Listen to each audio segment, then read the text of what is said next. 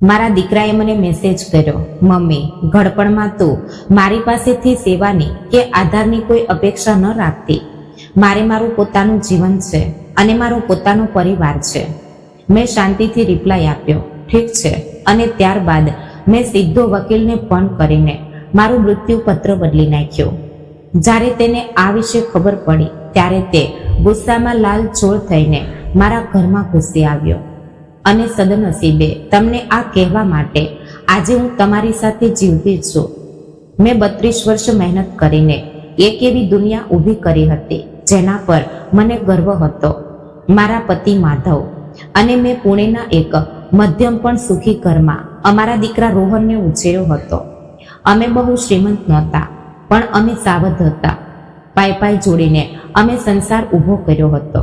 જ્યારે 5 વર્ષ પહેલા માધવને અચાનક હૃદયરોગનો હુમલો આવ્યો અને તેઓ અમને છોડીને ચાલ્યા ગયા, ત્યારે તેમણે આજીવન જે કમાણી કરી હતી તે બધું મારા નામે થઈ ગયું.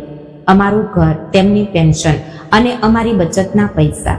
આ સંપત્તિ કોઈ કરોડોની નહોતી, પણ મારું બાકીનું જીવન આરામથી જાય અને કદાચ પાછળ કંઈક સારું છોડી શકાય તેટલી ચોક્કસ હતી. તો મિત્રો, આ વાર્તાને અત્યારે જ સબસ્ક્રાઇબ કરો. રોહન હંમેશા એક સારો દીકરો હતો, અથવા તો મને એવું લાગતું હતું. તે મને નિયમિત ફોન કરતો, તહેવારોમાં મળવા આવતો, સાથે તેની પત્ની સીમા અને તેમના 2 બાળકો પણ આવતા. રવિવારે બપોરનું જમવાનું અમે સાથે લેતા, જન્મ દિવસો ઉજવતા. હું પણ તેમને બને તેટલી મદદ કરતી, ક્યારેક પુત્રોને સાચવવાના હોય કે પછી આર્થિક મદદ. જ્યારે તેમના ઘરનું રિનોવેશન કરવાનું હતું કે સીમાની ગાડી બગડી ગઈ હતી, ત્યારે મેં જ પૈસાનું પાકીટ ખોલ્યું હતું. હું માત્ર એક દાદી હતી કે મારો ઉપયોગ કરવામાં આવતો હતો. આ પ્રશ્ન ત્યારે મને ક્યારેય થયો નહોતો, પણ સંબંધમાં પડેલી તિરાડ 6 મહિના પહેલા પડી. રોહનનો ફોન આવ્યો. તેનો અવાજ તણાવમાં હતો. તેને 5 લાખ રૂપિયાની જરૂર હતી. તેણે કહ્યું, મમ્મી, સીમાની મમ્મીને કેન્સર થયો છે અને ઇન્સ્યોરન્સમાં બધો ખર્ચ કવર નથી થતો. મેં ક્ષણનો પણ વિચાર કર્યો નહીં અને બીજા જ દિવસે પૈસા ટ્રાન્સફર કરી દીધા. પણ મનમાં કંઈ ખટકી રહ્યું હતું. બીજી વખતે જ્યારે તેઓ જમવા આવ્યા ત્યારે મેં સહજ પૂછ્યું, બેટા, મમ્મીની તબિયત હવે કેવી છે? રિકવરી બરાબર થાય છે ને? સીમા મૂંઝાઈ ગઈ. રિકવરી શેમાંથી? તેણે આશ્ચર્યથી પૂછ્યું. રોહને તરત જ વચ્ચે ઝંપલાવ્યું, અરે, મમ્મીને કદાચ ગેરસમજ થઈ છે. તે તો ફક્ત એક નાની તપાસ હતી, પણ નુકસાન થઈ ગયું હતું. મેં તેની આંખોમાં એ જૂઠ સ્પષ્ટ જોયું હતું. તે દિવસથી હું બારીકાઈથી ધ્યાન આપવા લાગી, ખરેખર બારીકાઈથી. જ્યારે હું મારી બચત કે FD નો વિષય કાઢતી, ત્યારે સીમાનો ચહેરો કેવો કઠોર થઈ જતો તે મને દેખાવા લાગ્યું. રોહન ધીમેથી વાતચીતનો વિષય મારા આગળના આયોજન તરફ વાળતો. ક્યારેક તે સહેજ સૂચવતો, મમ્મી, તું હવે એકલી જ રહે છે. તેના કરતાં વૃદ્ધાશ્રમમાં કે કોઈ કેર સેન્ટરમાં રહેવું વધારે સરળ નહીં રહે. તેને શું કહેવું હતું? હું 71 વર્ષની હતી, પણ રોજ સવારે નિયમિત 3 કિલોમીટર ચાલવા જતી હતી. પોતાનું રસોઈકામ જાતે કરતી હતી. તેને કેમ એવું લાગતું હતું કે મને મદદની જરૂર છે? અને પછી એ દિવસ આવ્યો જેણે બધું જ બદલી નાખ્યું. હું મારા રસોડામાં ચા પીવા બેઠી હતી. બારીમાંથી સવારનો કોમળો તડકો અંદર આવી રહ્યો હતો. આ એ જ બારી હતી જે માધવ રાવે ખાસ તેમની પસંદગી મુજબ બનાવી હતી. દિવાલ પર તેમનો હસતો ફોટો હતો, જેને હું રોજ સવારે તાજા ફૂલ ચડાવતી હતી. એટલામાં મારો ફોન રણક્યો. સ્ક્રીન પર રોહનનું નામ દેખાયું. મને લાગ્યું કે પુત્રનો ફોટો મોકલ્યો હશે, એટલે મેં હસીને ફોન ઉઠાવ્યો. પણ તેને બદલે જે શબ્દો હતા તે મારા ગાલ પર સનસનીખેજ લપાટ માર્યા હોય તેવા હતા. મમ્મી, ઘડપણમાં તું મારાથી સેવાની અપેક્ષા ન રાખતી. મારે મારું પોતાનું જીવન અને મારો પરિવાર છે. મારા હાથ ધ્રુજવા લાગ્યા. મેં એ મેસેજ વારંવાર વાંચ્યો. આ પહેલા અમારે કોઈ ઝઘડો થયો નહોતો, કોઈ વિવાદ થયો નહોતો. ફક્ત 3 દિવસ પહેલા જ અમે સાથે જમ્યા હતા. તો અચાનક આ શું થયું કે આ ઝેર કેટલાય દિવસોથી તેના મનમાં ઉકળી રહ્યું હતું અને મીઠા હાસ્ય તથા તહેવારોની મુલાકાતો પાછળ છુપાયેલું હતું. હું ત્યાં લગભગ 1 કલાક સુધી સુન્ન થઈને બેસી રહી. ચા ક્યારની ઠંડી થઈ ગઈ હતી. આના પર હું શું જવાબ આપવાની હતી? કરગરવાની હતી કે હું તમારા પર બોજ નહીં બનું એમ કહીને માફી માંગવાની હતી. મેં એક ઊંડો શ્વાસ લીધો અને પીઠ ટટાર કરી. માધવ હંમેશા કહેતા, સુમિત્રા, સંકટમાં નમવું નહીં. મેં ફોન હાથમાં લીધો અને ફક્ત 2 શબ્દ ટાઈપ કર્યા, ઠીક છે. બસ તેનાથી વધુ કંઈ નહીં. મેં સેન્ડ બટન દબાવ્યું અને ફોન બાજુ પર મૂકી દીધો. છાતી ધડકતી હતી પણ હાથ હવે સ્થિર હતા. જો દીકરાએ સંબંધોમાં રેખા દોરવી હોય તો હું તે રેખાનો આદર કરીશ, પણ આદર બંને બાજુથી હોવો જોઈએ, ખરું ને? તે જ બપોરે મેં મારા વકીલ એડવોકેટ સાવંતને ફોન કર્યો. માધવના ગયા પછી તેમણે જ અમારું વિલ અને સંપત્તિનું કામ જોયું હતું. વકીલ સાહેબ, તેઓ ફોન ઉપાડતા જ બોલ્યા, મારે મારું મૃત્યુપત્ર બદલવું છે. આ અઠવાડિયે સમય મળશે? ચોક્કસ સુમિત્રા કાકી, બધું ઠીક છે ને? બધું એકદમ સ્પષ્ટ છે, મેં ઉત્તર આપ્યો. અને ખરેખર કેટલાય વર્ષો પછી મને મારું ભવિષ્ય સ્પષ્ટ દેખાઈ રહ્યું હતું. હું કોઈનો રિટાયરમેન્ટ પ્લાન કે કોઈની લોટરી બનાવવાની નહોતી. જો રોહનને તેનું જીવન અને પરિવાર મહત્વનો હતો તો મને પણ મારો વારસો અને સ્વાભિમાન જાળવવાનો અધિકાર હતો. પછીના 2 દિવસ મેં વિચાર કર્યો, મેં જે કંઈ કમાણી કરી છે તેનો સાચો હકદાર કોણ? જવાબ મને અપેક્ષા કરતા વહેલો મળી ગયો. મેં કેટલીક સંસ્થાઓની માહિતી કાઢી, કેટલીક નોંધ કરી. ગુરુવારે સવારે જ્યારે મેં વકીલ સાવંતની ઓફિસમાં પગ મૂક્યો ત્યારે મને પાકી ખબર હતી કે મારે શું કરવું છે, પણ મને એ ખબર નહોતી કે વર્ષોથી બંધ પડેલા એક જૂના જોઈન્ટ એકાઉન્ટને કારણે રોહનને મારી બેંકના મેસેજ જતા હતા. મને એ પણ ખબર નહોતી કે તે મેસેજ નિયમિત ચેક કરતો હતો. મને એની પણ કલ્પના નહોતી કે સાવંત એસોસિએટ્સ વકીલની ફી એવો મેસેજ તેને ગયો હશે. અને મેં શું કર્યું છે તે સમજાયા પછી તે કઈ હદ સુધી જશે. સાવંત સાથેની મીટિંગ કલાકમાં પૂરી થઈ. તેમણે મને કોઈ પ્રશ્ન પૂછ્યો નહીં કે મારા નિર્ણય પર શંકા ન કરી. તેમણે ફક્ત શાંતિથી સાંભળ્યું અને આવતા અઠવાડિયે નવા દસ્તાવેજો સહી માટે તૈયાર રાખવાનું વચન આપ્યું. પણ તોફાન હજી આવવાનું બાકી હતું. વકીલ સાવંતની ઓફિસમાંથી બહાર નીકળે ત્યારે મને કેટલાય મહિનાઓ પછી મન પરથી બોજ ઉતરી ગયો હોય તેવું હળવું લાગતું હતું. સ્વાતંત્ર્ય એટલે ખરેખર આ જ હોય છે. મૃત્યુ પછી પણ આપણું શું થવું જોઈએ તે નક્કી કરવાનો અધિકાર હોવો એટલે સ્વતંત્રતા. હું ગાડી ચલાવીને ઘર તરફ નીકળી. એ જ ઓળખીતા રસ્તા, એ જ બગીચો જ્યાં બાળપણમાં હું રોહનને હિસકો નાખતી હતી. એ જ ખૂણા પરનું આઈસ્ક્રીમ પાર્લર જ્યાં તેના 10મા ધોરણના રિઝલ્ટનો અમે આનંદ મનાવ્યો હતો. આજે એ યાદોએ મને તકલીફ ન આપી, તે માત્ર અસ્તિત્વમાં હતી. આજની વાસ્તવિકતાથી અલગ. માણસો બદલાય છે, સંબંધો બદલાય છે. ક્યારેક તે મજબૂત થાય છે તો ક્યારેક આપણને સમજાય છે કે જે પાયા પર આપણે સંબંધ ઊભો કર્યો છે તે પાયો જ કાચો હતો. ઘરે પહોંચીને મેં જમવાનું બનાવ્યું અને ફરી મારા રોજિંદા ક્રમમાં વળવાનો પ્રયત્ન કર્યો. પણ મારું મન વારંવાર એ એક મેસેજની આસપાસ ઘૂમતું હતું. ધડપણમાં તું મારાથી સેવાની અપેક્ષા ન રાખતી. એ વાક્યની ક્રૂરતા હજી પણ મનને ડંકતી હતી. પણ એ દુઃખી થયેલી લાગણીઓની નીચે હવે એક અલગ જ લાગણી જાગૃત થઈ રહી હતી. જિજ્ઞાસા. અચાનક એવું શું બન્યું? રોહનને શું જોઈએ છે? મેં મારી જૂની ડાયરી અને બેંકની પાસબુક કાઢી. નવેસરથી એક અલગ નજરે મેં હિસાબ તપાસવાનું શરૂ કર્યું. એ 5 લાખની રકમ સીમાની મમ્મીની બીમારી માટે, 2 વર્ષ પહેલા તેમની ફેમિલી ટ્રીપ માટે આપેલા 2 લાખ નહીં, રોહને તેને ઇમરજન્સી ફંડ એવું નામ આપ્યું હતું. ક્યારેક 50,000, ક્યારેક 1 લાખ. આ રકમ નાની હતી એટલે મેં ક્યારેય પ્રશ્ન નહોતો પૂછ્યો કે ક્યારે તેનો સરવાળો પણ નહોતો કર્યો. પણ હવે જ્યારે મેં એ બધા આંકડા એક કાગળ પર ઉતાર્યા ત્યારે આંખ સામે સ્પષ્ટ ચિત્ર ઊભું થયું. છેલ્લા 4 વર્ષમાં મેં તેમને 35 થી 40 લાખ રૂપિયા આપ્યા હતા. તેમણે જે કારણ જણાવ્યું તેના માટે જ આ પૈસા વપરાયા હતા કે હું જ તેમના મોજ શોખના જીવનને ઈંધણ પૂરું પાડતી હતી અને તેઓ મારા જવાના એટલે કે મોટા જેકપોટની રાહ જોતા હતા. એટલામાં મારો ફોન રણક્યો. સ્ક્રીન પર રોહનનું નામ ઝબક્યું. મારા પેટમાં ફાળ પડી.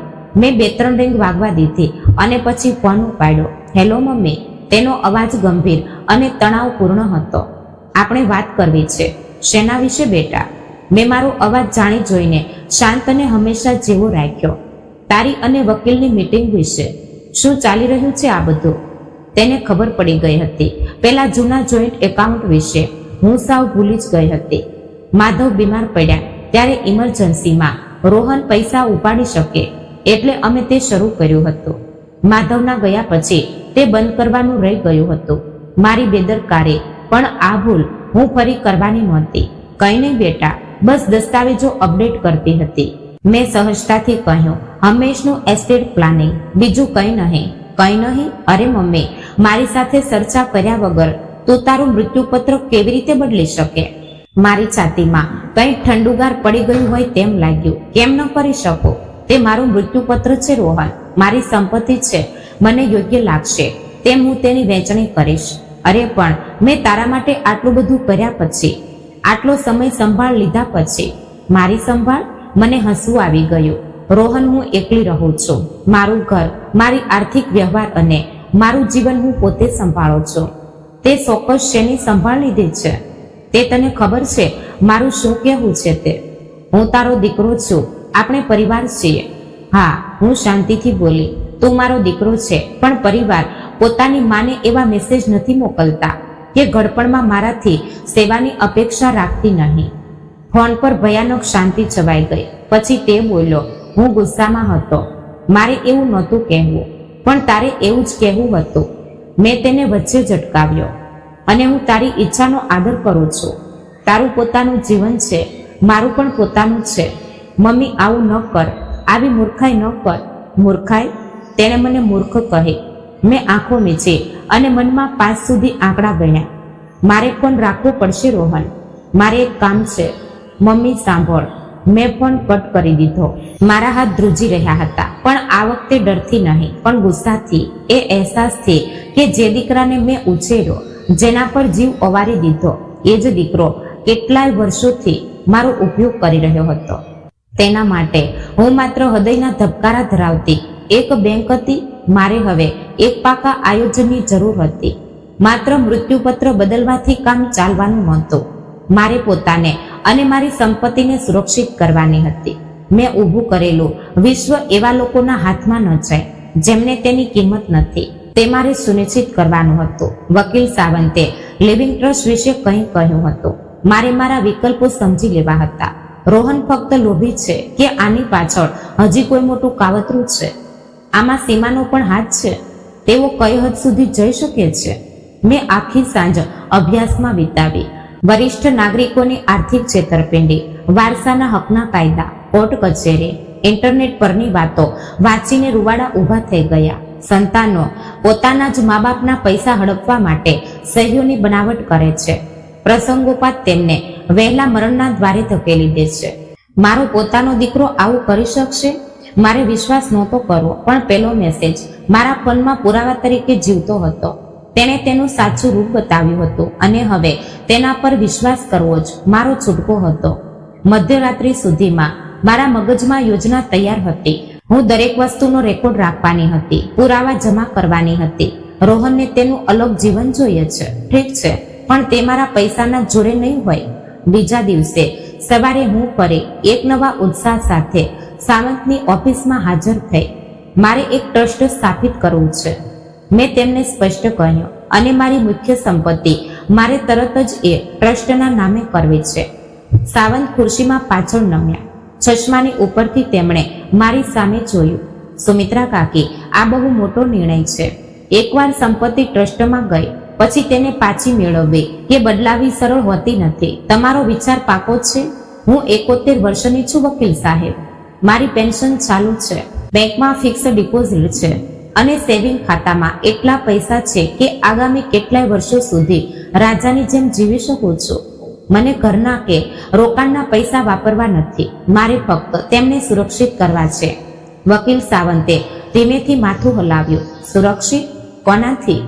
મેં તેમની આંખોમાં આંખ મિલાવીને સ્પષ્ટ શબ્દોમાં કહ્યું, એવી વ્યક્તિથી જે કાલે મને અપાત્ર કે માનસિક સ્થિતિ ઠીક નથી એવું ઠેરવીને મારી સંપત્તિ પચાવી પાડવાનો પ્રયત્ન કરી શકે છે. મારા પોતાના દીકરાથી. આ બોલતા મારો અવાજ ધ્રુજો નહીં. જે સત્ય હું છેલ્લા કેટલાક દિવસથી પોતાની જાતથી છુપાવતી હતી તે આજે મેં જાહેરમાં કહી દીધું હતું. સાવંતના ચહેરા પર આશ્ચર્ય નહોતું. કદાચ તેમણે આવા કિસ્સાઓ પહેલા પણ જોયા હશે. હું દસ્તાવેજ તૈયાર કરું છું, તેમણે કહ્યું. પણ સુમિત્રા કાકી, આમાં સમય લાગશે, અને જો રોહન તમારા ખાતા ચેક કરતો રહેશે તો તેને પણ ખબર પડશે. તેને ખબર પડવા દો, મેં ગર્વથી કહ્યું. હું કોઈ ચોરી નથી કરતી, હું ફક્ત મારા હકોનું રક્ષણ કરું છું. પણ હા, હું આજે જ પેલું જૂનું જોઈન્ટ એકાઉન્ટ બંધ કરવાની છું. હું બીજી બેંકમાં નવું ખાતું ખોલાવીશ, જ્યાં તેને ₹1 પણ વ્યવહાર દેખાશે નહીં.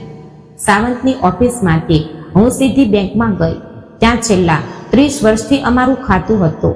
મેનેજર પ્રજ્ઞા, જે મને કેટલાય વર્ષોથી ઓળખતી હતી, તેણે મારું કામ ઝડપથી કરી આપ્યું. પણ સહી કરતી વખતે તેણે ચિંતાથી પૂછ્યું, કાકી, બધું ઠીક છે ને? અચાનક જૂનું ખાતું બંધ કરો છો? બધું ઠીક છે પ્રજ્ઞા, પણ આર્થિક વ્યવહાર થોડો વ્યવસ્થિત કરું છું. મેં હસીને જવાબ આપ્યો. પણ તેને આ સાચું ન લાગ્યું. તે તેના ચહેરા પરથી દેખાતું હતું. તે અઠવાડિયાના ગુરુવાર સુધીમાં ટ્રસ્ટના દસ્તાવેજો તૈયાર થઈ ગયા.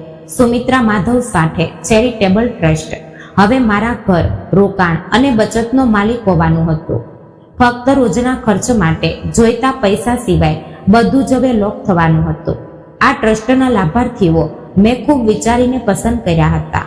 જરૂરિયાતમંદ હોશિયાર બાળકો માટે શિષ્યવૃત્તિ, પ્રાણી સેવા સંસ્થા, જ્યાંથી અમે અમારો કૂતરો મોતી લાવ્યા હતા, એક કેન્સર હોસ્પિટલ, અને મારી ભત્રીજી સ્નેહલ, જે કોઈ પણ અપેક્ષા વગર હંમેશા મારા સંપર્કમાં રહેતી હતી.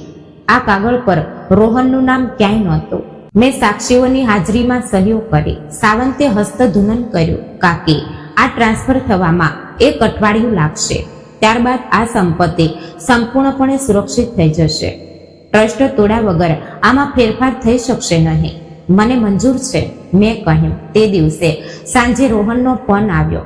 મેં ઉપાડ્યો નહીં. તેણે સતત 3 વાર ફોન કર્યો.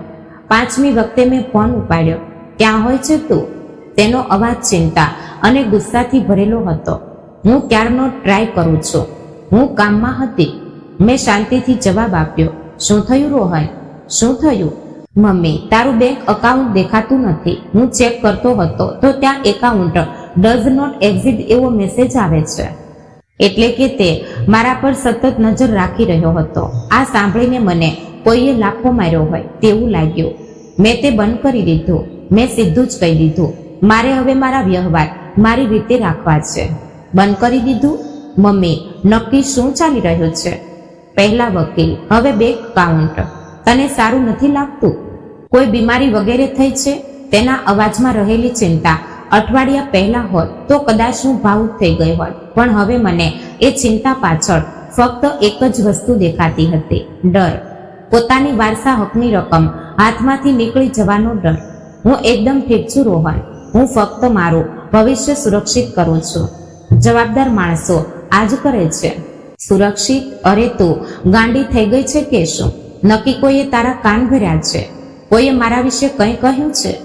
તારા વિશે કોઈએ કંઈ જ નથી કહ્યું. ફક્ત તે જ કહ્યું છે. મેં યાદ અપાવ્યું. ઘડપણમાં મારાથી સેવાની અપેક્ષા રાખતી નહીં. મારે મારું જીવન છે. યાદ આવ્યું? સામેથી શાંતિ છવાઈ ગઈ. પછી તે કાલાવાલા કરવા લાગ્યો. મમ્મી, અરે હું ત્યારે ટ્રસ્ટમાં હતો. મારે એવું નહોતું કહેવું, પણ તારે એવું જ કહેવું હતું. મેં તેને અટકાવ્યો. અને હું તારી બાઉન્ડ્રીઝનો આદર કરું છું. તને મારી જવાબદારી નથી જોઈતી ને? ઠીક છે, પણ પછી તેના ફાયદા પણ તને મળશે નહીં. ફાયદા? શું બોલે છે તું? શુભ રાત્રિ રોહન. મેં ફોન કટ કરી દીધો. મારા હાથ હવે ધ્રુજતા નહોતા. હૃદયના ધબકારા વધ્યા નહોતા. ઉલટું 71 વર્ષના જીવનમાં પહેલીવાર મેં પોતાની જાતને પ્રાધાન્ય આપ્યું હતું, અને તે પાણીની બહાર આવીને મોકળો શ્વાસ લીધો હોય તેવું લાગતું હતું. 2 દિવસ પછી શનિવારે સવારે હું આંગણામાં છોડને પાણી પાઈ રહી હતી. અચાનક દરવાજે એક ગાડી જોરથી આવીને ઊભી રહી. દરવાજો જોરથી પછડાયો. ગુસ્સામાં વ્યક્તિ પડતા ડગલા મારી દિશામાં આવ્યા. હું પાઇપ નીચે મૂકવા જતી હતી. ત્યાં જ રોહન ગેટ ખોલીને અંદર ઘૂસ્યો. તેનો ચહેરો ગુસ્સાથી લાલચોળ હતો. આ શું માંડ્યું છે તે બૂમ પાડ્યો. મેં પાણીનો પાઇપ નળમાં લગાવ્યો અને શાંતિથી તેની સામે જોયું. અવાજ નીચો રાખ રોહન, પાડોશીઓ સાંભળશે. મને પડોશીઓની પડી નથી. મેં હમણાં જ બેંકમાં વાત કરી છે. તેમણે કહ્યું કે તે લગભગ બધી જ રકમ ટ્રાન્સફર કરી દીધી છે. ક્યાં ગઈ એ બધી રકમ? એક ટ્રસ્ટમાં. અને તે તારો વિષય નથી? મારો વિષય નથી? તે મારા પર ઘસી આવ્યો હોય તેમ આગળ વધ્યો. તે પૈસા મારા છે, હકના છે. મારા પપ્પાએ આખી જિંદગી આના માટે જ મહેનત કરી હતી. પપ્પાએ આખી જિંદગી અમારા માટે મહેનત કરી હતી, અમારા સંસાર માટે. મેં તેને સુધાર્યા. તેઓ હવે હયાત નથી અને તે પૈસા હવે મારા છે. મને ગમશે તેમ હું તેનો વિનિયોગ કરીશ. તું એવું ન કરી શકે. રોહન ચિલ્લાયો. હું કોર્ટમાં જઈશ. હું સાબિત કરીશ કે તારી માનસિક સ્થિતિ ઠીક નથી. હું જગ્યા પરથી ઊભી થઈ અને તેની આંખોમાં આંખ પરોવીને ઊભી રહી. કરી જો, મારી પાસે ડોક્ટરની મેડિકલ ફાઇલ છે જે કહે છે કે હું એકદમ તંદુરસ્ત છું. મારી પાસે સાક્ષીઓ છે જે કહેશે કે મારું મગજ ઠેકાણે છે અને મારી પાસે મેં લીધેલા દરેક નિર્ણયનો કાગળ પુરાવો છે. મેં આગળ વધીને પૂછ્યું, તારી પાસે શું છે રોહન? ફક્ત એક મેસેજ જેમાં તે મને જ કહ્યું છે કે હું તારી સંભાળ લઈશ નહીં. તેનો ચહેરો ફીકો પડી ગયો. તને સમજાતું નથી મમ્મી, અમને એ પૈસાની જરૂર છે. અમે તેના પર નિર્ભર હતા. શેના માટે? મેં સીધું જ પૂછ્યું, તમારે આટલા બધા પૈસાની જરૂર શેના માટે છે? તે ચૂપ થઈ ગયો. તે ફક્ત મારી સામે જોઈ રહ્યો અને એ જ ક્ષણે મને એ સ્પષ્ટ દેખાયું. એ હિસાબ, એ દ્વેષ. હું તેના માટે તેની માતા રહી નહોતી. હું ફક્ત તેનો રિટાયરમેન્ટ પ્લાન હતી. મારા ઘરમાંથી ચાલતો થા, મેં શાંત પણ મક્કમ અવાજે કહ્યું. અને જ્યાં સુધી હું બોલાવું નહીં ત્યાં સુધી પાછો આવતો નહીં. તે ગયો પણ મને ખબર હતી કે આ અહીં જ અટકવાનું નથી. મેં લક્ષ્મણ રેખા ઓળંગી હતી અને રોહન આટલી સહેલાઈથી હાર માનનારો નહોતો. હું અંદર આવી, દરવાજો બંધ કર્યો અને વકીલ સાવંતને ફોન કર્યો. શરૂઆત થઈ ગઈ છે વકીલ સાહેબ. મેં તેમને કહ્યું, મારે મારા કાયદેસરના અધિકારો જાણી લેવા છે. સાવંતે તરત જ પગલાં લીધા. સોમવારની સવાર સુધીમાં મારા તમામ કાયદેસરના દસ્તાવેજોની નકલ બેંકના લોકરમાં સુરક્ષિત હતી. ડિજિટલ બેકઅપ ક્લાઉડ પર સેવ હતો. તેમણે એક પત્ર પણ તૈયાર કરી આપ્યો હતો જેમાં મારી માનસિક ક્ષમતાનો પુરાવો અને મારા નિર્ણયો ઈચ્છિક હોવાનું નોંધ્યું હતું. તેમણે મને હજી એક સલાહ આપી, કાકી, એક પત્ર રોહનના નામે લખી રાખો. જો આ કેસ કોર્ટમાં જાય તો તમારા નિર્ણય પાછળનું કારણ રેકોર્ડ પર રહે તે સારું. લાગણીઓ નહીં, ફક્ત હકીકતો. મંગળવાર બપોરે હું એ પત્ર લખવા બેઠી. એક માતાએ પોતાના જ દીકરાને તું કેવી રીતે નાલાયક ઠર્યો છે તે કહેવું કેટલું કઠિન હોય છે. વિશ્વાસઘાતને કાયદેસરની ભાષામાં કેવી રીતે લખવો? છેવટે મેં તે સાદું અને સરળ રાખ્યું. રોહન, આ પત્ર પુષ્ટિ કરે છે કે હું સુમિત્રા માધવ સાથે શુદ્ધ મન અને શરીરથી લિવિંગ ટ્રસ્ટ મારા ઈચ્છા મુજબ લાભાર્થીઓ પસંદ કર્યા છે. આ નિર્ણય તારા દ્વારા મોકલેલા મેસેજ પર આધારિત છે જેમાં તે સ્પષ્ટ કહ્યું હતું કે મારા વૃદ્ધાવસ્થામાં તું મારી સંભાળ લેવા કે આધાર આપવા અસમર્થ છે. હું તારા પોતાના પરિવારને પ્રાથમિકતા આપવાના હકનો આદર કરું છું અને હું મારો વારસો સાચવવાનો મારો હક બજાવી રહી છું. આ સજા નથી પણ સંરક્ષણ છે. મેં આ પત્ર નોટરી કરાવી લીધો. બેંક મેનેજર પ્રજ્ઞાએ તેના પર સાક્ષી તરીકે સહી કરી. હવે કોઈ કહી શકતું નહોતું કે હું કોઈ દબાણના હેઠળ હતી. તે બુધવારે રોહન પાછો આવ્યો. આ વખતે તે સીમાને સાથે લાવ્યો હતો. બપોરે 2 વાગ્યાની આસપાસ તેમની ગાડી બહાર ઊભી રહી. હું દીવાનખાનામાં પુસ્તક વાંચતી બેઠી હતી. બાજુમાં પડેલી ચા ઠંડી થઈ ગઈ હતી. બેલ વાગ્યા પછી પહેલા થયું કે દરવાજો ન ખોલું, પણ છુપાઈ રહેવાથી પ્રશ્નો ઉકલવાના નહોતા. સીમા દરવાજે ઊભી હતી. તેણે જે મોંઘો ડ્રેસ પહેર્યો હતો તેની કિંમત કદાચ મારી પાસેથી લીધેલી પેલી ઇમરજન્સી લોનમાંથી ચૂકવાઈ હશે. તેના ચહેરા પર એક કૃત્રિમ હાસ્ય હતું. મમ્મી, અમારે વાત કરવી છે. અંદર આવીએ? ના, મેં જગ્યા પરથી જ કહ્યું. આપણે અહીં દરવાજે જ વાત કરી શકીએ છીએ. મમ્મી, આ શું બાળપણ છે? રોહન શરૂ થયો. આ બાળપણ નથી રોહન. તું મારા ઘરે ફોન કર્યા વગર આવ્યો. પરમ દિવસે બગીચામાં મારા પર બૂમો પાડી અને હવે તારે આદર સત્કાર જોઈએ છે. શું વાત કરવી છે તે બહારથી જ બોલ. સીમાનું હાસ્ય ઓસરી ગયું. ઠીક છે, અમે આવ્યા છીએ કારણ કે અમને તમારી ચિંતા થાય છે. રોહને મને બધા પૈસાની ગૂંચવણ વિશે કહ્યું. આ ખરેખર ચિંતાજનક છે. તમારી વયના લોકોને કોઈ પણ સહેલાથી છેતરી શકે છે, મેનિપ્યુલેટ કરી શકે છે. એટલે કે તમને એવું કહેવું છે કે મને કોઈ છેતરી છે? અમે એટલું જ કહીએ છીએ કે તમે સ્પષ્ટ વિચાર કરી શકતા નથી. રોહન વચ્ચે બોલ્યો, મમ્મી, તે ક્યારેય આવા ઉતાવળિયા નિર્ણય લીધા નથી. પૈસા ફેરવવા, અમને વારસા હકમાંથી કાઢી નાખવા. મેં તમને આવી કોઈ પણ વસ્તુમાંથી કાઢ્યા નથી. આના પર તમારો હક હતો. તમે તમારી જાતને ત્યારે જ કાઢી નાખી જ્યારે તમે મને સ્પષ્ટ કહ્યું કે હું એક બોજ છું. મેં એવું ક્યારેય કહ્યું નથી. રોહન ખોટું બોલ્યો. મેં મારો ફોન કાઢ્યો, પેલો મેસેજ ઓપન કર્યો અને તેની આંખ સામે ધર્યો. વાંચ ફરી એકવાર. ઘડપણમાં મારાથી સેવાની અપેક્ષા રાખતી નહીં. મારે મારું પોતાનું જીવન છે. આ તારા શબ્દો છે રોહન. તારીખ અને સમય સાથે સીમાની આંખો પહોળી થઈ ગઈ. તેણે રોહન સામે જોયું. તે આ મેસેજ મોકલ્યો હતો? રોહનનો ચહેરો પડી ગયો. હું ત્યારે ગુસ્સામાં હતો. તે સમયે તું તારી મમ્મીની દવાઓ માટે પૈસા માંગતી હતી. મારું કામ વધ્યું હતું. અને શું ફરક પડે છે? તે મારી મમ્મી છે. તે મને આવી રીતે બેદખલ કરી શકે નહીં. ખરેખર તો રોહન, મેં શાંતિથી કહ્યું, હું કરી શકું છું અને મેં કર્યું જ છે. વેરભાવથી નહીં પણ સ્વાભિમાનથી. આપણો સંબંધ તારા માટે શું છે તે સ્પષ્ટ કર્યું. હું ફક્ત તેનું માન રાખું છું. આ બધું ફક્ત પૈસા માટે છે. સીમા અચાનક ઠંડા અવાજે બોલી, તમને શું લાગે છે અમને ફક્ત પૈસાની પડી છે? અમે તમારા માટે હંમેશા હાજર હોઈએ છીએ. અમે મળીએ છીએ, ફોન કરીએ છીએ, તમને અમારા જીવનમાં સામેલ કરીએ છીએ. થોભો સીમા, મેં તેને રોકી. તમે વર્ષમાં 4 વાર મળો છો. જ્યારે કંઈક જોતું હોય ત્યારે જ ફોન કરો છો અને તમે મને તમારા જીવનમાં ત્યાં સુધી સામેલ કરી જ્યાં સુધી હું તેનું ફંડિંગ કરતી હતી. મેં સીધું સીમાની આંખોમાં જોયું. તમારા મમ્મી કેમ છે? મારા પૈસાથી જે કેન્સરની ટ્રીટમેન્ટ થઈ તેનાથી તેમને હવે સારું લાગે છે ને? તે ચૂપ થઈ ગઈ. રોહને તેનો હાથ પકડ્યો. બસ થયું. અમારે આ સાંભળવાની જરૂર નથી મમ્મી. તને વિચારવા માટે 1 અઠવાડિયું આપું છું. આ કરેલા ફેરફાર રદ કર. જો નહીં કરે તો હું વકીલ સાથે વાત કરીશ. હું તને અપાત્ર જાહેર કરીશ. હું આ ટ્રસ્ટ સામે લડીશ. તું શું કરે છે તે હું દુનિયાને બૂમો પાડીને કહીશ. જા, બિંદાસ જા કોર્ટમાં. મેં તેને પડકાર ફેંક્યો. મારી પાસે પણ વકીલ છે અને તે ખૂબ સારો છે. અને મારી પાસે એવા દસ્તાવેજો છે જેની વિરુદ્ધ તું લડી શકતો નથી. મારી પાસે ડોક્ટરોના રિપોર્ટ્સ છે, સાક્ષીઓ છે અને તમે મારી આર્થિક પજવણી કરી હોવાનો પુરાવો એટલે કે બેંક સ્ટેટમેન્ટ્સ છે. કરી જો રોહન, પ્લીઝ કરી જ જો. તે બંને નીકળી ગયા. સીમા રડતી હતી અને રોહન ચૂપ હતો. તેની મથામણ દેખાઈ આવતી હતી.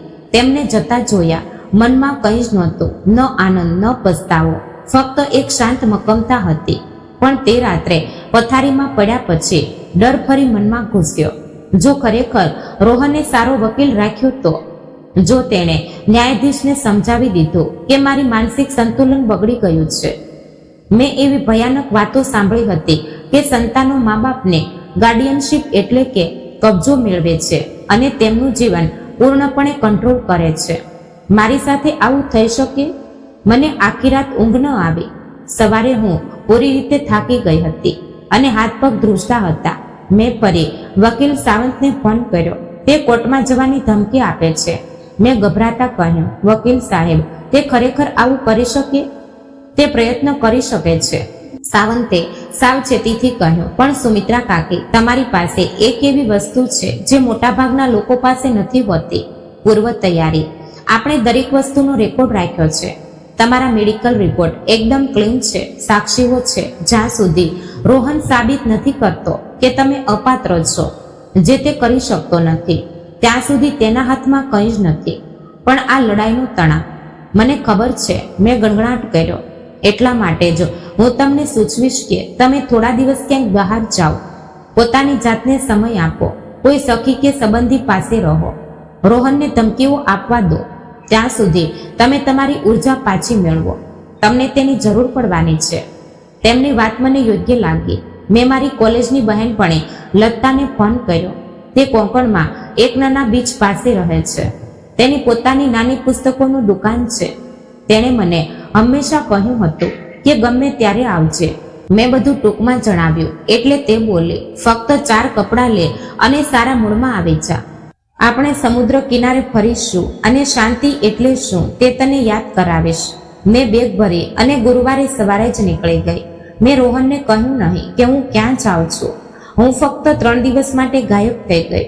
હું સમુદ્ર કિનારે ઉઘાડા પગે ચાલી, લતાની દુકાનમાં તેને મદદ કરી, કેટલાય વર્ષોથી વાંચવાના રહી ગયેલા પુસ્તકો વાંચ્યા અને મુખ્યત્વે હું શાંત નિરાતે ઊંઘી. ત્યાં મને યાદ આવ્યું કે હું રોહનની માં હોવા ઉપરાંત પણ કોણ છું. હું સુમિત્રા છું, જેણે એક જીવન ઊભું કર્યું છે, ભરપૂર પ્રેમ કર્યો છે, નજીકના સ્વજનો ગુમાવ્યા છે અને જેને આદર મળવાનો પૂરો હક છે. રવિવારે સાંજે જ્યારે હું ઘરે પાછી આવી ત્યારે હું કોઈ પણ પરિસ્થિતિનો સામનો કરવા તૈયાર હતી. ઘરે પહોંચ્યા પછી મને એક પત્ર મળ્યો. તે પોસ્ટથી આવ્યો નહોતો, કોઈએ દરવાજા નીચેથી સરકાવ્યો હતો. કાગળ મોંઘો હતો અને અક્ષર સીમાના હતા. પ્રિય મમ્મી, મને આશા છે કે તમે રોહનને માફ કરશો. અત્યારે તેની ઓફિસમાં ઘણો તણાવ છે અને ટેસ્ટમાં હોય ત્યારે તે ક્યારેક એવું બોલી જાય છે. ખરેખર તેનું કહેવું હોતું નથી. આપણને ખબર છે કે તેને તમારા પ્રત્યે કેટલો પ્રેમ છે. અમારે આ બધું ઠીક કરવું છે. આવતા શુક્રવારે આપણે તમારા મનપસંદ હોટલમાં જમવા જઈશું. આપણે દુશ્મનોની જેમ નહીં પણ પરિવારની જેમ વાત કરીશું. અમને તમારી યાદ આવે છે. બાળકોને તમારી યાદ આવે છે. છિન્મય વારંવાર પૂછે છે કે દાદી કેમ નથી આવતા. પ્લીઝ અમને આ સુધારવાની એક તક આપો. તમારી જ સીમા. મેં તે 2 વાર વાંચ્યું. તેમાં રહેલો જૂઠાણું એટલો સ્પષ્ટ હતો કે તે અપમાનજનક લાગતો હતો. કોતરોનો ઉપયોગ કરવાનો, લાગણીઓ સાથે રમત રમવાની, રોહનના વર્તનને સ્ટ્રેસનું નામ આપીને છાવરવાનું અને ઉલટું મને જ દોષી ઠેરવવાની કે હું દુશ્મનો જેવું વર્તન કરું છું. આ ગિલ્ટ ટ્રિપિંગ એટલે કે અપરાધ ભાવ જગાડવાનું ઉત્તમ ઉદાહરણ હતું. જૂની સુમિત્રા હોત તો કદાચ ઓગળી ગઈ હોત, કદાચ વિચાર્યું હોત કે હું જ વધારે પડતું કરું છું. પણ નવી સુમિત્રા, જેણે 3 દિવસ પોતાની કિંમત ઓળખી હતી, તેણે શાંતિથી તે પત્ર દસ્તાવેજ રાખેલી ફાઇલમાં મૂક્યો અને તેના પર તારીખ નાખી. 2 દિવસ પછી ગુલાબનો બુકે આવ્યો. સાથે એક કાર્ડ હતું. મમ્મી, મને માફ કરી દે. આપણે વાત કરી શકીએ. રોહન. મેં એ કાર્ડનો ફોટો પાડ્યો, ફાઇલમાં જોડ્યો અને તે ફૂલો રસ્તાની સામેના વૃદ્ધાશ્રમમાં આપી દીધા. ત્યાંના દાદા દાદીને ખૂબ આનંદ થયો. તે કોણે આપ્યા તે મેં જણાવ્યું નહીં અને પછી ફોન કોલ્સ શરૂ થયા. આ વખતે ગુસ્સાના નહીં પણ વિનંતીના. પહેલા સીમાનો ફોન આવ્યો. અવાજ એકદમ નરમ અને મીઠો.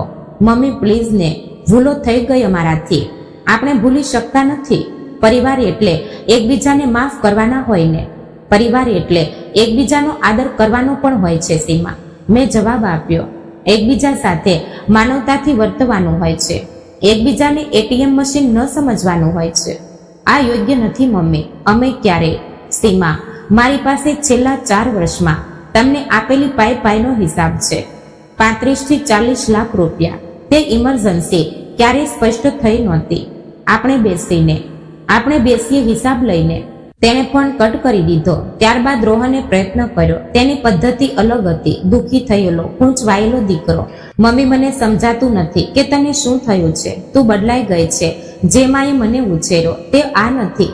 તારી વાત સાચી છે. મેં કહ્યું, જે માએ તને ઉછેર્યો તે પોતાના સ્વાભિમાન કરતા બીજાની જરૂરિયાતોને મહત્વ આપનારી પગરખા જેવી હતી. હું હવે તે રહી નથી. પ્લીઝ મમ્મી, ફક્ત એકવાર જમવા ચાલ અમારી સાથે. ફક્ત એકવાર.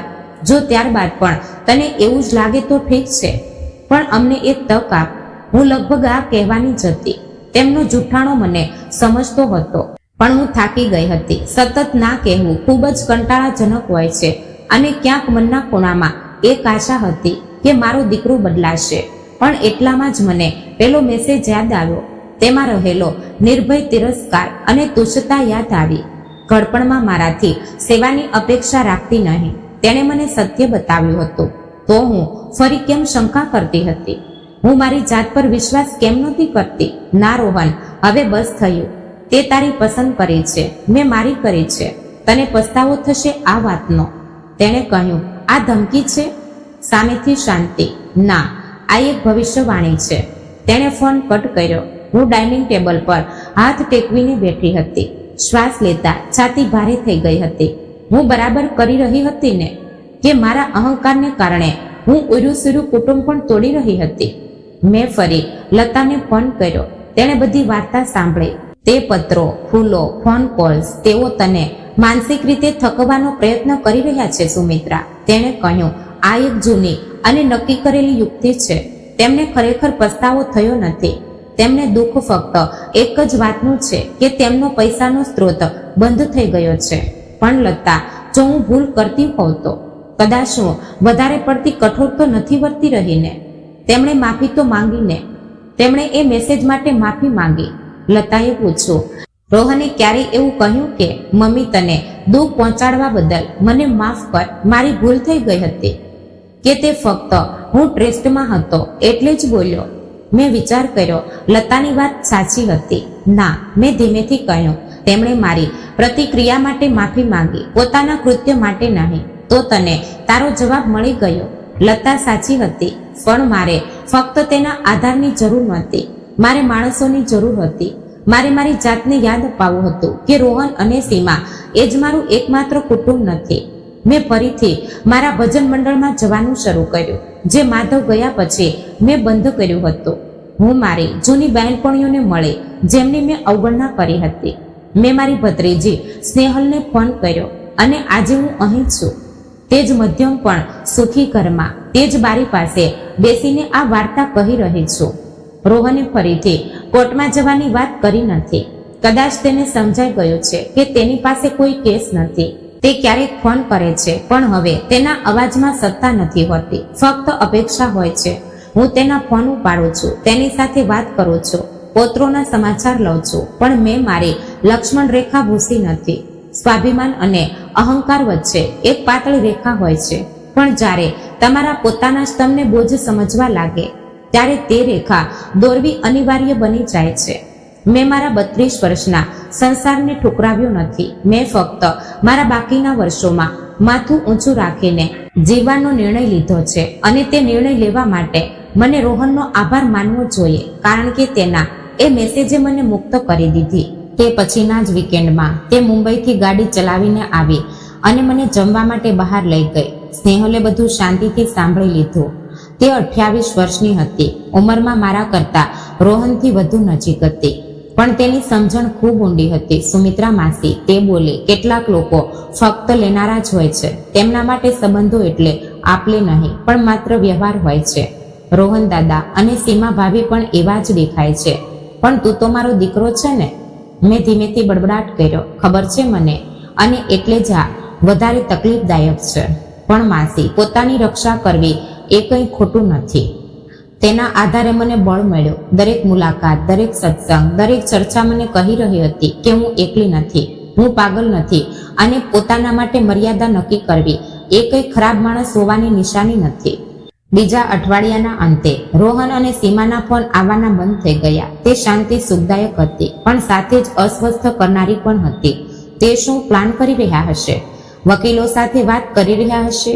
તેમણે મારો નિર્ણય સ્વીકારી લીધો હશે તેવી આશા રાખવી એ મારી ભૂલ હતી. હું લતા પાસેથી પરત આવ્યાના 3 અઠવાડિયા પછી એક રવિવારે સવારે તેઓ આવી પહોંચ્યા. હું નાસ્તો કરી રહી હતી, ત્યાં જ બહાર ગાડી થોભવાનો અવાજ આવ્યો. પાછળથી રોહન અને સીમાનો અવાજ, અને સાથે જ નાના બાળકોનો ઉત્સાહ.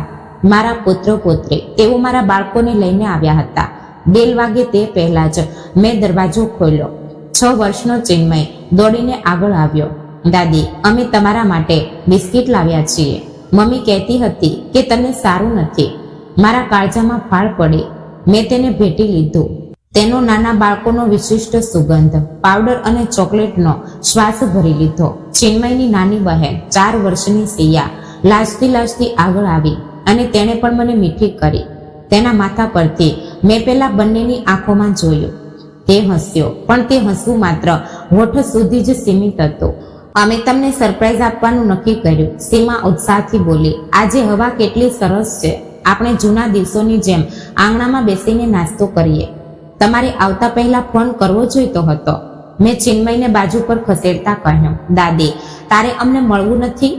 ચિન્મયનો અવાજ ગૂંચવાયેલો અને દુભાયેલો હતો. હવે આ પ્રશ્નનો હું શું જવાબ આપવાની હતી કે હા બેટા, મારે તને મળવું છે, પણ તારા મમ્મી પપ્પાએ તને એક મોહરો તરીકે વાપર્યો છે કે તમારા પર મારો જીવ છે, પણ તમારા માતા પિતાએ સંબંધોમાં ઝેર ઘોળ્યો છે. એવું નથી બેટા, મારે ચોક્કસ તમને મળવું છે, મેં કહ્યું. પણ મોટા માણસોએ એકબીજાના ઘરે જતા પહેલા ફોન કરવાનો હોય. અમે ફોન કર્યો હતો, રોહને કહ્યું. તે ઉપાડ્યો નહીં, કારણ કે મારે મારી મનઃશાંતિ જાળવવી હતી, એટલે મેં તેનો ફોન ઉપાડ્યો નહોતો. ચાલો ને મમ્મી, અમને અંદર આવવા દો. બાળકો દાદી સાથે રહેવા કેટલા આતુર છે જુઓ. તેનો ટોન હળવો હતો, પણ તેની પાછળની ધમકી સ્પષ્ટ હતી. જો તું અમને નકારીશ તો તું આ બાળકોને પણ નકારે છે. હું બાજુ પર ખસી ગઈ. મારી પાસે શું પર્યાય હતો? તેઓ હોલમાં ગોઠવાયા. બાળકો ફ્લોર પર બેસીને ચિત્રો દોરવા લાગ્યા. રોહન અને સીમા સોફા પર એવી રીતે બેઠા જાણે તેઓ જ ઘરના માલિક હોય. સીમાએ ડબ્બામાંથી ઘરની બનાવેલી શક્કરપાળી અને લાડુ કાઢ્યા, જે મારા ફેવરિટ છે તે તેને પાકી ખબર હતી. રોહન ઘરના વખાણ કરવા લાગ્યો. મમ્મી, તે ઘર કેટલું સરસ રાખ્યું છે. દરેક શબ્દ માપી તોલીને બોલાઈ રહ્યો હતો. આશરે 20 મિનિટ ચાલેલી એ પીડાદાયક વાતો પછી સીમા મુદ્દા પર આવી. મમ્મી, જે કંઈ બન્યું તેના વિશે અમે ખૂબ વિચાર કર્યો અને અમારે માફી માંગવી છે. હા, ખરેખર, રોહને સૂર પુરાવ્યો. મમ્મી, અમે પરિસ્થિતિ ખોટી રીતે હેન્ડલ કરી.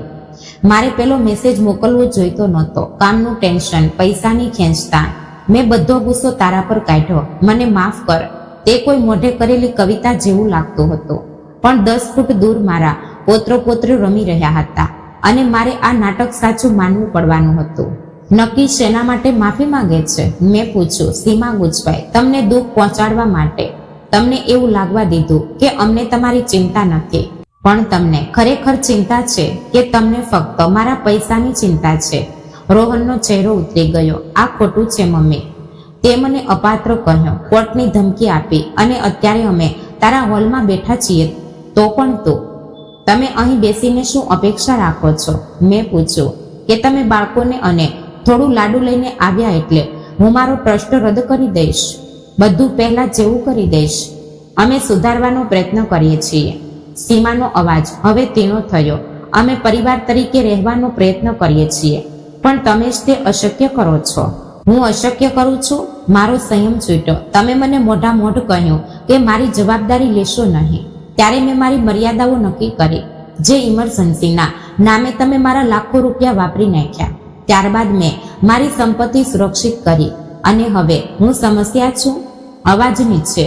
રોહન દાંત કચકચાવીને બોલ્યો. બાળકો ત્યાં જ છે તો તમારે તેમને આ ચર્ચામાં લાવવા જોઈતા નહોતા. સીમા ઝડપથી ઊભી થઈ. ચિન્મય, સિયા, બેટા જાઓ તો પાછળના આંગણામાં રમો. દાદીએ સરસ બગીચો બનાવ્યો છે, તે જુઓ. બાળકોએ તણાવભર્યા વાતાવરણથી અજાણ બહાર દોડી ગયા.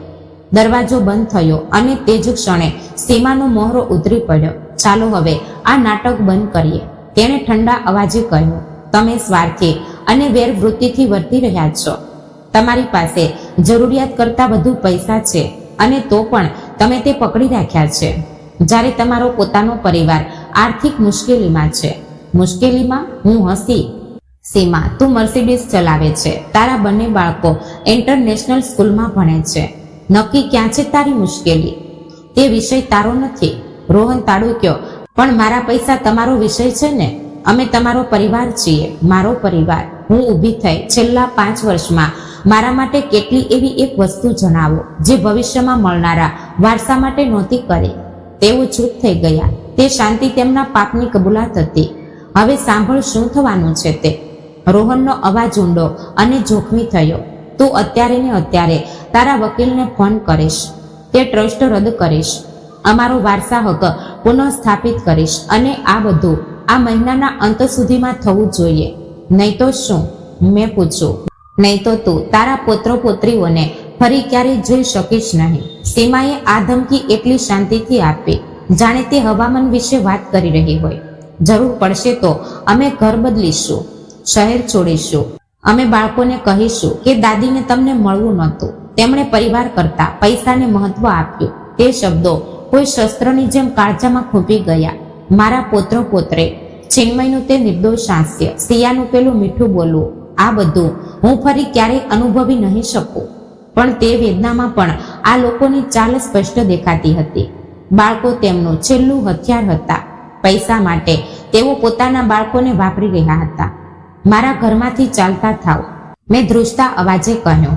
મમ્મી, ચાલતા થાવ કહ્યું ને, અને જો ફરી ક્યારે મારા પોત્રો પોત્રીઓનો ઉપયોગ મોહરા તરીકે કર્યો તો હું તેના પુરાવા કોર્ટમાં રજૂ કરીશ. તમે કેટલા નાલાયક માતા પિતા છો તે હું જજને પુરાવા સાથે કહીશ. રોહનનો ચહેરો ગુસ્સાથી લાલચોળ થઈ ગયો. તને આનો પસ્તાવો થશે, આ મારું વચન છે. મને માત્ર એક જ વાતનો પસ્તાવો છે કે તમારું સાચું રૂપ મેં વહેલું કેમ ના ઓળખ્યું. તેઓ નીકળી ગયા. તેમણે પાછળના આંગણામાંથી બાળકોને જાણે ખેંચીને બહાર કાઢ્યા. ચિન્મયનો ગૂંચવાયેલો અવાજ આવ્યો, પણ દાદીને, અને ગાડીનો દરવાજો જોરથી બંધ થયો. મેં તેમને જતા જોયા. મારું આખું શરીર ધ્રુજી રહ્યું હતું. શું મેં ખરેખર મારા પોત્રો પોત્રી ગુમાવી દીધા હતા? રોહન ખરેખર એવું કંઈ કરશે? તે વિચારે જ મને ઉબકા આવવા લાગ્યા. હું બાથરૂમમાં દોડી ગઈ અને બેઝિન પર જઈને ઉલટી કરી. શરીરે તે તણાવનો અસ્વીકાર કર્યો હતો, પણ તે ડરની નીચે આગ સળગી હતી. સંતાપ. તેની હિંમત કેવી રીતે થઈ માસૂમ બાળકોને પ્યાદા બનાવવાની? હું પીછેહટ કરવાની નહોતી. જો હું ઝૂકી ગયો હોત તો તેમને શું સંદેશો ગયો હોત કે મને ધમકાવી સહેલી છે, કે જ્યાં સુધી બાળકો તેમના કબજામાં છે ત્યાં સુધી તે મને ગમે તેમ નમાવી શકે છે? ક્યારેય નહીં. મેં વકીલ સાવંતને ફોન કર્યો. તેમણે ધમકી આપી છે કે જ્યાં સુધી હું ટ્રસ્ટ રદ નહીં કરું ત્યાં સુધી તેઓ મને બાળકોને મળવા નહીં દે. સાવંતનો જવાબ આપ્યો, કાકી, આ બધું લખી રાખો. શું વાત થઈ? શબ્દે શબ્દ લખી રાખો. જો તેઓ ખરેખર આવું કરશે તો આપણને બાળકોની કસ્ટડી વખતે આનો ઉપયોગ થશે. કસ્ટડી, આ શબ્દથી છાતીના ધબકારા વધી ગયા. પણ તે બરાબર હતું. હવે આ યુદ્ધ શરૂ થઈ ગયું હતું અને મારે મગજથી લડવાનું હતું. 3 અઠવાડિયા પછી વકીલનો પત્ર આવ્યો. સાવંત તરફથી નહીં, પેલા રોહનના વકીલો તરફથી, શહેરની એક પ્રખ્યાત લોક ફર્મ તરફથી, જે ફેમિલી કોર્ટમાં આક્રમક કેસ માટે જાણીતી હતી. શ્રીમતી સુમિત્રા સાઠે, અમારા અસીલ શ્રી રોહન સાઠે વતી અમે તમને જણાવવા માંગીએ છીએ કે તમારી માનસિક સક્ષમતા વિશે અને તાજેતરમાં લીધેલા આર્થિક નિર્ણયો વિશે, જે કદાચ દબાણ હેઠળ અથવા ક્ષીણ મનોસ્થિતિમાં લેવાયા હોય તેવી શંકા છે, અમે પ્રશ્ન ઉઠાવીએ છીએ. અમે વિનંતી કરીએ છીએ કે તમે કોઈ સ્વતંત્ર મનોચિકિત્સક પાસે પોતાની તપાસ કરાવી લો. મેં તે પત્ર શાંતિથી વાંચો. તો આવો ખેલ ખેલવો છે તેને? ઠીક છે. મેં તરત જ સાવંતને ફોન કર્યો. તેઓ મને અપાત્ર ઠેરવવા માંગે છે. તેમને મારી સાયકિયાટ્રિક ટેસ્ટ જોઈએ છે. કરવા દો તેમને. સાવંતનો અવાજ કંઈક અંગે સંતુષ્ટ જણાતો હતો. સુમિત્રા કાકી, તમે મારા જોયેલા સૌથી તેજસ્વી બુદ્ધિશાળી વ્યક્તિ છો. તમે તે ટેસ્ટ પાસ થઈ જશો અને તેમનો કેસ ત્યાં જ પડી ભાંગશે. પણ આપણે એક શરત મૂકીશું. ડોક્ટરોના પેનલની પસંદગી આપણે કરીશું અથવા કોર્ટે મંજૂર કરેલી યાદીમાંથી કરીશું. કંટ્રોલ આપણા હાથમાં રહેવો જોઈએ. અઠવાડિયામાં જ હું ડોક્ટર પલ્લવી દેસાઈની સામે બેઠી હતી. તેઓ સિનિયર સિટીઝન્સના કેસમાં નિષ્ણાંત હતા. તેઓ અત્યંત પ્રોફેશનલ હતા.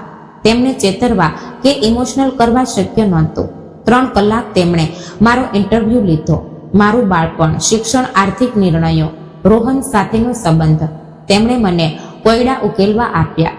મેમરી ટેસ્ટ લીધી. મારા ફેમિલી ડોક્ટર સાથે ચર્ચા કરી.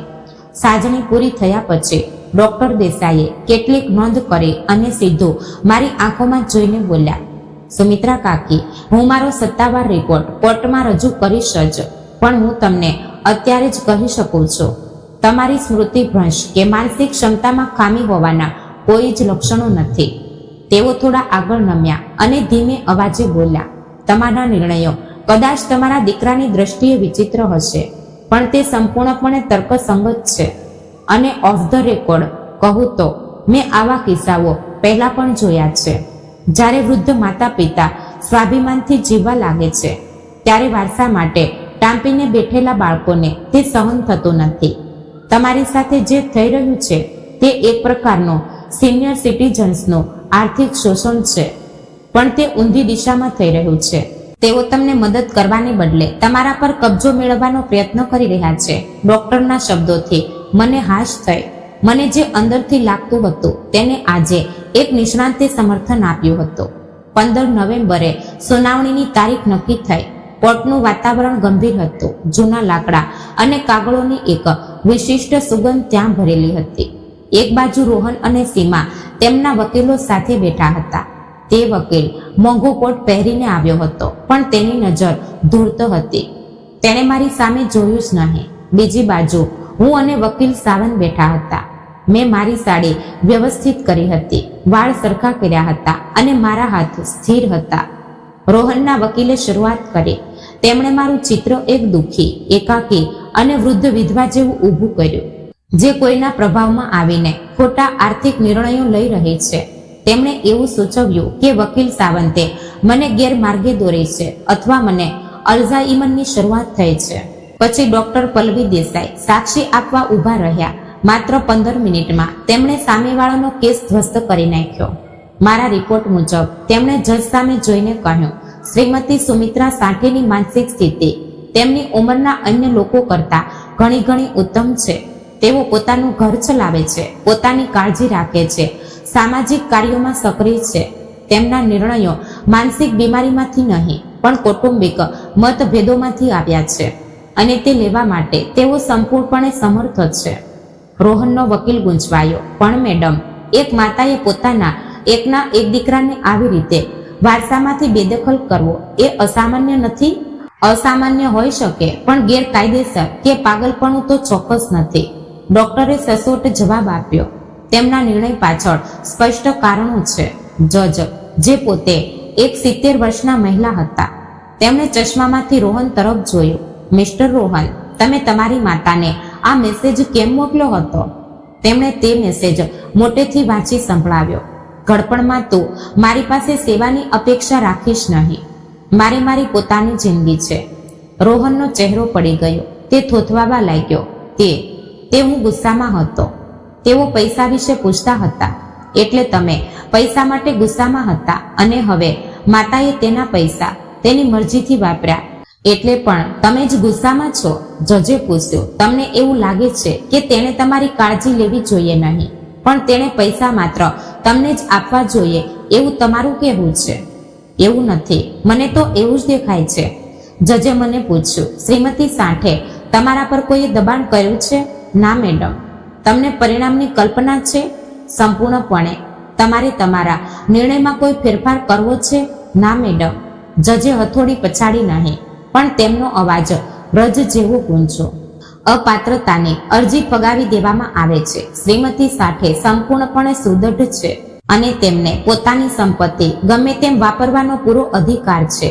Case dismiss. રોહનના વકીલે કાગળો સંકેલ્યા. સીમાના ચહેરાનો રંગ ઉડી ગયો હતો, પણ રોહન, તે મારી સામે કેવળ તિરસ્કારથી જોઈ રહ્યો હતો. અમે કોર્ટમાંથી બહાર નીકળ્યા ત્યારે કોરિડોરમાં તેણે મારો હાથ પકડ્યો. આ અહીં પૂરું નથી થયું. વકીલ સાવંત તરત જ અમારી વચ્ચે આવ્યા. મિસ્ટર રોહન, હાથ છોડો. આ ઉત્પીડનનો ગુનો બની શકે છે. રોહને મારો હાથ છોડ્યો, પણ તે મારા કાન પાસે આવીને બોલ્યો, તે બહુ મોટી ભૂલ કરી છે મમ્મી. જ્યારે તું વૃદ્ધ થઈને પથારીવશ થઈશ ને એકલી પડી જઈશ, ત્યારે મારી પાસે રડતી આવતી નહીં.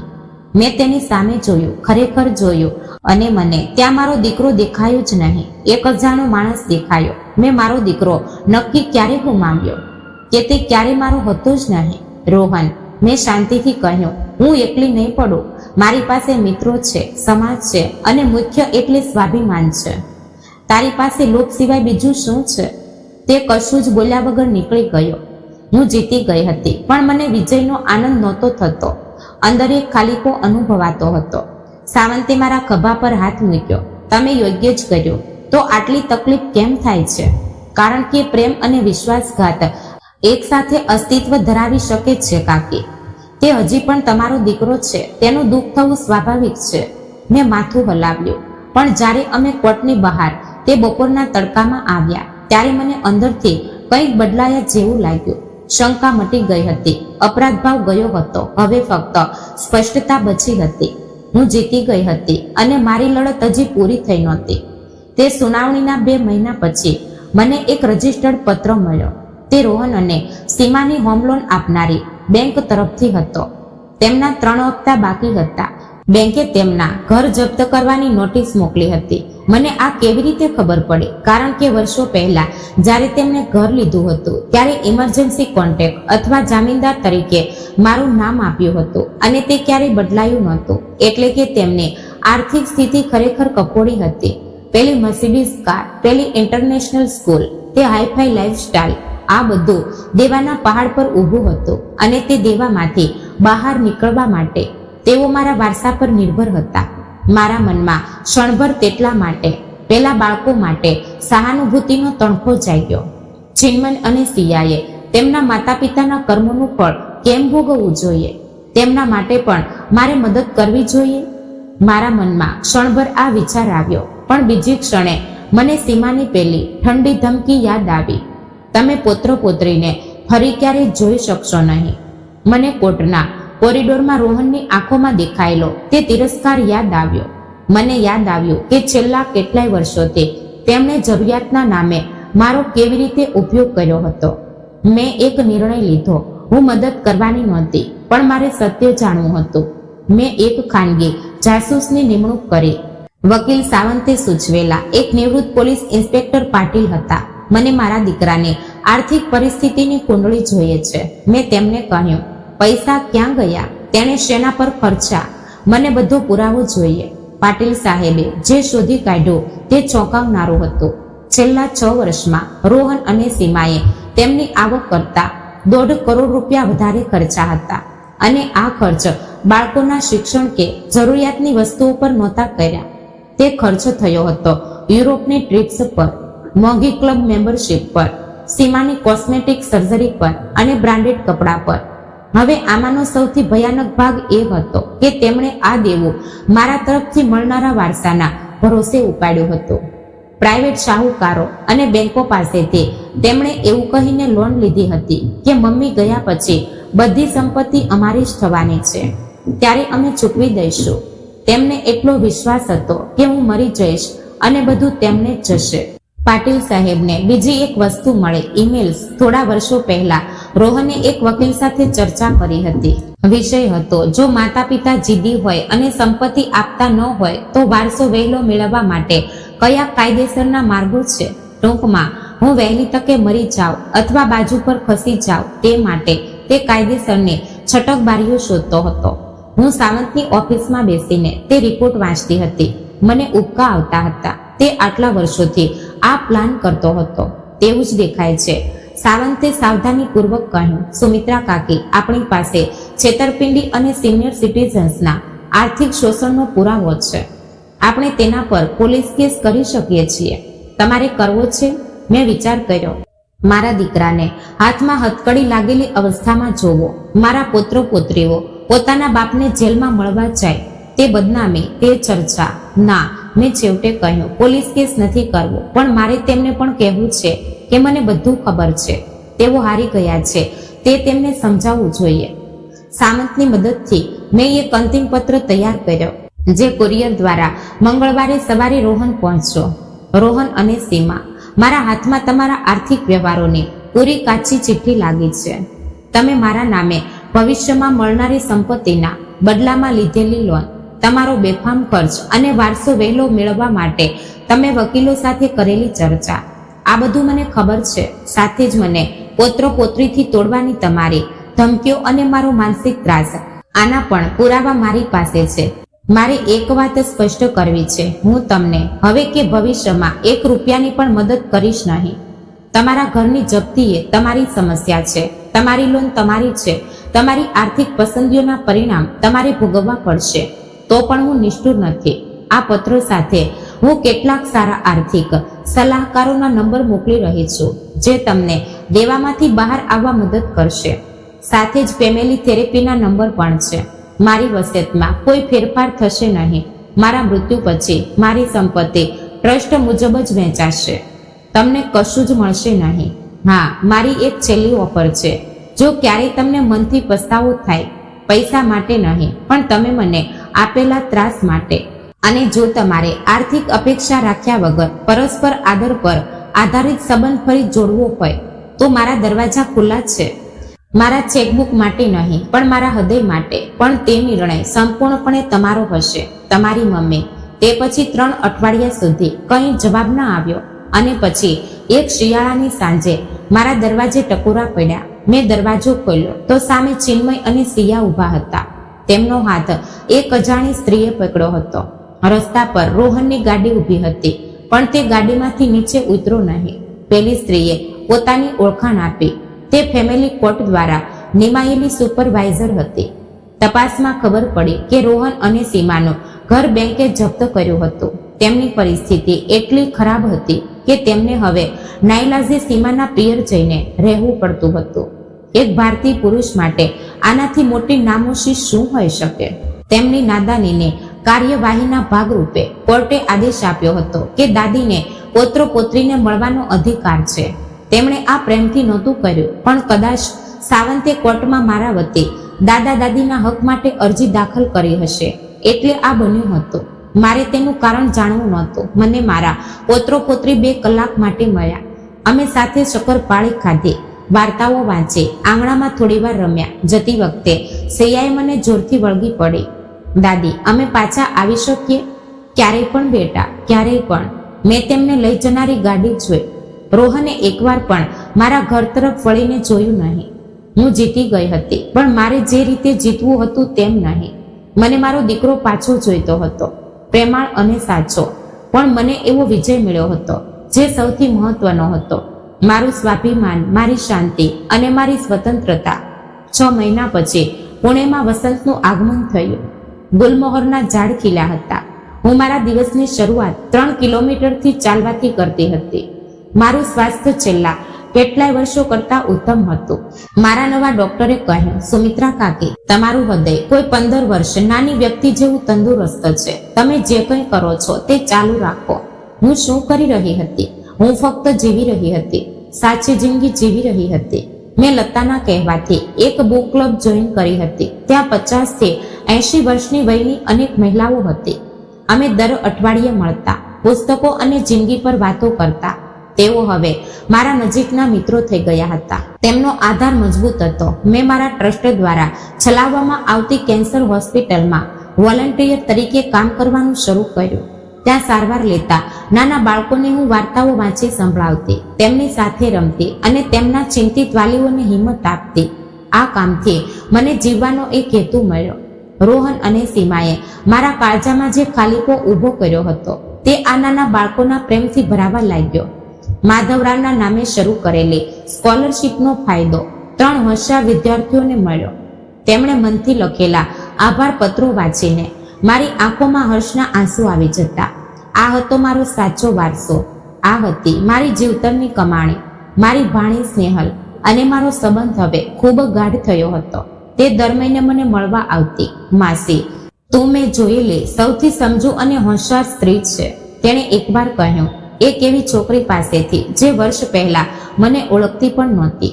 આ શબ્દો સાંભળીને મારું મન ભરાઈ આવ્યું. હું મારા નિર્ણય સાથે હવે શાંત હતી. રોહન સાથે જે સંબંધ હોવો જોઈતો હતો તે તૂટ્યાનું દુઃખ ચોક્કસ હતું, પણ પોતાના સ્વાભિમાનની રક્ષા કર્યાનો મને કોઈ પસ્તાવો નહોતો. હું શીખી હતી કે કોઈને પ્રેમ કરવો એટલે તેમને તમારું શોષણ કરવા દેવું નહીં. હું શીખી હતી કે પરિવાર ફક્ત લોહીના સંબંધોથી નથી બનતો, પણ તે પરસ્પર આદર અને કાળજી પર ટકેલો હોય છે. હવે મારું ઘર મિત્રોના હાસ્ય અને એક ઉમદા ઉદ્દેશથી ભરેલું રહેતું. મેં મારા બુક ક્લબના મિત્રો સાથે ગુજરાતી નાટકોના સિઝન પાસ લીધા હતા. અમે નાટકો જોવા જતા. મેં ફરી પેઇન્ટિંગ શરૂ કર્યું હતું અને સ્થાનિક પ્રદર્શનમાં મારા 2 પેઇન્ટિંગ્સ વેચાયા પણ હતા. હું દર મહિને લતાને મળવા કોંકણ જતી. એટલું જ નહીં, હું મારા ભજન મંડળ સાથે કાશી યાત્રા અને કાશ્મીર પણ જઈ આવી. આ એ જ જીવન હતું જેની હું સાચી હકદાર હતી. બીજી બાજુ રોહન અને સીમાની પરિસ્થિતિ વધુ ખરાબ થઈ હતી. હું તેમના વિશે પૂછપરછ કરતી નહોતી, કારણ કે મને તેમાં કોઈ રસ નહોતો. પણ પુણેમાં વાતો છુપી રહેતી નથી. તેમણે નાદારી જાહેર કરી હતી. તેમને તે મોટું ઘર છોડીને એક પરા વિસ્તારના નાના અને ગીચ ફ્લેટમાં ભાડે રહેવા જવું પડ્યું હતું. લગ્ન પછી પહેલી વાર સીમાને નોકરી કરવી પડી રહી હતી. એક કપડાની દુકાનમાં તે સેલ્સ વુમન તરીકે કામ કરતી હતી. રોહનનો બિઝનેસ પૂરો ડૂબી ગયો હતો અને તે હવે એક ઇલેક્ટ્રોનિક શોરૂમમાં સેલ્સ એસોસિએટ તરીકે નોકરી કરતો હતો. બાળકોને ઇન્ટરનેશનલ સ્કૂલમાંથી કાઢીને એક સાદી સ્કૂલમાં નાખવા પડ્યા હતા. તેમની પેલી મોંઘી મર્સિડીઝ જપ્ત થઈ હતી. હવે તેમની પાસે એક જૂનું ખખડધજ સેકન્ડ હેન્ડ ગાડી હતી. તેમણે આખું જીવન એવા પૈસા પર ઊભું કર્યું હતું જે તેમનું હતું જ નહીં. એક એવા વારસાના ભરોસે જે તેમણે ક્યારેય કમાયો નહોતો અને જ્યારે તેનો પાયો ખસ્યો ત્યારે આખો મહેલ ધરાશયી થઈ ગયો. મને સમાધાન નહીં પણ દુઃખ જ થયું. દુઃખ એ વાતનું કે તેમણે સંબંધોને બદલે સંપત્તિ પાછળ જિંદગીના આટલા વર્ષો વેડફી નાખ્યા. દુઃખ એ હતું કે તેમના લોભની સજા મારા પૌત્ર પૌત્રીઓને ભોગવવી પડી રહી હતી. પણ હું એક મહત્વની વાત શીખી હતી. તમે લોકોને પોતાનાથી બચાવી શકતા નથી. તમે ફક્ત પોતાની રક્ષા કરી શકો છો અને પોતાની જિંદગી સુંદર બનાવી શકો છો. ચિન્મય અને સિયા સાથેની મારી મુલાકાતો દર મહિને ચાલુ હતી. ગયા વખતે ચિન્મયે મને પૂછ્યું હતું, દાદી અમે તને વધારે કેમ નથી મળતા? તેને શું કહેવું, ફક્ત એટલું જ કહ્યું, બેટા ક્યારેક મોટા માણસો એવા નિર્ણયો લે છે જેનાથી તેમના નજીકના લોકોને તકલીફ થાય છે. પણ મારે તેમને એક મહત્વની વાત કહેવી હતી. હું તમારા પર હંમેશા પ્રેમ કરીશ, હંમેશા, અને જ્યારે પણ તમને મારી જરૂર હશે ત્યારે હું અહીં હોઈશ. ભલે તમે મોટા થઈ જાઓ તો પણ મેં નક્કી કર્યું છે કે જ્યારે તે બંને 18 વર્ષના થશે ત્યારે તેમને દરેકને એક પત્ર મળશે. તેમાં બધું સત્ય લખેલું હશે. તેમના કોલેજના શિક્ષણ માટે આર્થિક વ્યવસ્થા કરેલી હશે અને તેમને એ કહેવામાં આવશે કે તેમના પર ખૂબ પ્રેમ કરવામાં આવ્યો છે. એક લાચાર દાદી દ્વારા નહીં જે પૈસાથી પ્રેમ ખરીદવા માંગતી હતી, પણ એક એવી સ્વાભિમાની દાદી દ્વારા જેણે પોતાનો આદર કરતા શીખવ્યું હતું. આજે પાછળ વળીને જોઉં છું ત્યારે મને સમજાય છે કે પેલા એક મેસેજે મને શું આપ્યું. તેણે મને મુક્તિ આપી, સ્પષ્ટતાની મુક્તિ, પોતાની જાતને પસંદ કરવાની મુક્તિ, કર્તવ્યના બોજ નીચે દબાયા વગર સન્માનથી જીવવાની મુક્તિ. હું શીખી કે મર્યાદા નક્કી કરવી એટલે નિષ્ઠુરતા નહીં પણ તે સ્વરક્ષણ છે. તમે કોઈને પ્રેમ કરી શકો છો અને છતાં પણ તેમના હાથનું રમકડું બનવાનો ઇનકાર કરી શકો છો. અને સાચો પરિવાર ડીએનએ પર નહીં પણ આદર પર ઊભો હોય છે. મારો વારસો હવે કોઈને મળનારા બેંક બેલેન્સમાં નથી. તે વિદ્યાર્થીઓમાં છે જે મારા પૈસાથી ભણશે. તે બીમાર બાળકોમાં છે જેમને હું થોડો દિલાસો આપી શકી. અને તે સંબંધોમાં છે જે મેં પ્રેમથી વીણ્યા છે. મારો તમને એક છેલ્લો પ્રશ્ન છે. જો તમારી સૌથી નજીકની વ્યક્તિ તમને ફક્ત એક પગારનો ચેક અથવા બેંક એકાઉન્ટ સમજતી હોય તો તમારામાં ત્યાંથી નીકળી જવાની હિંમત છે? તો મિત્રો, આ વાર્તાને અત્યારે જ સબસ્ક્રાઇબ કરી દેજો. સૌને જય શ્રી કૃષ્ણ, રાધે રાધે, હર હર મહાદેવ.